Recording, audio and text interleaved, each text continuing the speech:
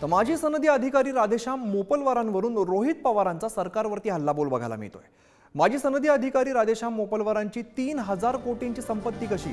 शरद पवारांच्या राष्ट्रवादीचे आमदार रोहित पवारांचा हा सवाल आहे। राधेश्याम मोपलवार भ्रष्ट आहेत, मोपलवारांच्या डोक्यावर कोणाचा हात आहे असा सवाल सुद्धा रोहित पवारांनी उपस्थित केलेला आहे। राधेश्याम मोपलवारांच्या परदेशात सुद्धा कंपन्या असल्याचा आरोप रोहित पवारांनी केलेला आहे। तर मोपलवारांना फडणवीसांनी मोठ्या पदावरती का ठेवलं हा सुद्धा सवाल रोहित पवारांनी उपस्थित केलेला आहे।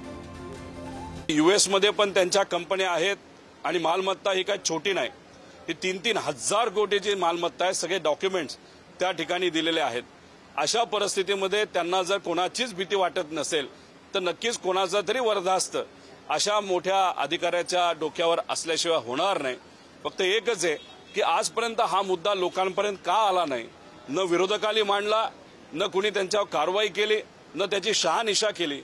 आणि मोदी साहेबांनी सांगितलं असताना सुद्धा देवेंद्र फडणवीस साहेबांनी त्यांना एका मोठ्या पदावर का ठेवलं आणि त्या पदाच्या माध्यमातून एवढा मोठा भ्रष्टाचार झालं असं कुठेतरी आपल्याला म्हणावं लागेल।